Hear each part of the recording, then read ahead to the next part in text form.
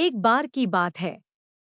एक गरीब आदमी बहुत परेशान रहता था और हर वक्त ईश्वर की तपस्या में लगा रहकर अपनी कुछ खुशहाली के लिए प्रार्थना मांगता रहता था। उसकी भक्ति से खुश होकर एक दिन उसको यमराज जी ने दर्शन दिए और उन्होंने कहा कि आप लोगों का इलाज करना शुरू कर दो। गरीब आदमी बोला, मुझे तो इलाज या वैद्यता आती ही नहीं है। यमराज बोले, मैं ही तो लोगों के प्राण निकालता हूं। मैं आपको ये वरदान देता हूं कि मैं आपको दिखाई दूंगा। आपके पास जब भी कोई बीमार आदमी आएगा, अगर मैं उसके पैरों की तरफ दिखाई दूं तो कह देना कि इसका कोई इलाज नहीं है, इसका कुछ भी कर ले ये नहीं बचेगा, क्योंकि जब मैं उसके प्राण निकालूंगा तो वो बीमार आदमी कितना भी इलाज करवा ले मगर नहीं बचेगा। और जब मैं बीमार आदमी के सिर की तरफ दिखाई दूं तो कह देना, ये बीमार आदमी ठीक हो जाएगा, इसको कुछ नहीं होगा, इसकी मैं गारंटी लेता हूं, क्योंकि मैं उसके प्राण नहीं निकालूंगा। जब उसके प्राण निकलेंगे ही नहीं तो वो बीमार आदमी कभी न कभी जाकर तो ठीक ही होगा। और आपको कोई भी घास फूस या मिट्टी की धूल उठाकर उसको दे देना है। ऐसा उस आदमी ने करना शुरू कर दिया। यमराज जी जब बीमार आदमी के पैरों की तरफ दिखाई देते तो वैद्य साहब कह देते, ये बीमार आदमी नहीं बचेगा, इसको ले जाओ और अधिक से अधिक इसकी सेवा कर लो। और कुछ समय पश्चात वो बीमार आदमी मर जाता था। यमराज जी जब किसी बीमार आदमी के सिर की तरफ दिखाई देते तो वैद्य साहब कह देते कि यह बीमारी आदमी ठीक हो जाएगा, ये मेरी गारंटी है। और घास फूस देकर उसको घर से भेज देते थे और वो आदमी ठीक हो जाता था।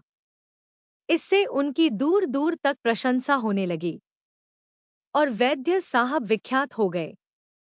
उनका काम बहुत अच्छा चलने लगा और वो मालामाल हो गए और धन के कारण ईश्वर की आराधना तपस्या भूल गए। और एक दिन वैद्य साहब खुद बीमार पड़ गए और उनकी दवा ने उनका साथ छोड़ दिया, उनकी बीमारी ने उनको जकड़ लिया और उनका अंतिम समय आ गया। तो एक दिन यमराज जी उनके पैरों की तरफ आकर खड़े हो गए।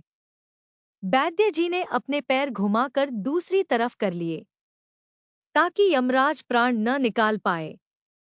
यमराज जी फिर से उनके पैरों की तरफ दिखाई देने लगे। वैद्य जी ने अपने पैरों की फिर से दूसरी तरफ को कर लिए। जैसे जैसे वैद्य जी अपने पैरों को घुमाते वैसे वैसे यमराज जी उनके पैरों की तरफ जाकर खड़े हो जाते।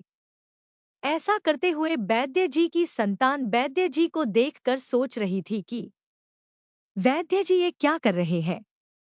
शायद हमारे पिता वैद्य जी पागल हो गए हैं या इनको बहुत अधिक पीड़ा है, इसलिए ऐसा कर रहे हैं। और वैद्य जी बार बार कह रहे थे कि देखो बच्चों, यमराज जी ये मेरे प्राण निकाल लेंगे और मुझे मार देंगे, मुझे इनसे बचा लो, क्योंकि मैं अभी मारना नहीं चाहता।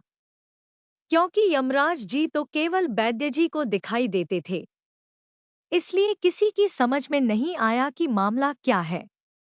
आपस में खुसर फुसर कर बातचीत की और निर्णय लिया कि वैद्य पिताजी को सब जने मिलकर पकड़ लो, मैं किसी बड़े वैद्य जी को बुलाकर लाता हूं, तब तक इनको अच्छे से मजबूत करके पकड़े रहना ताकि ये हिले डुले नहीं।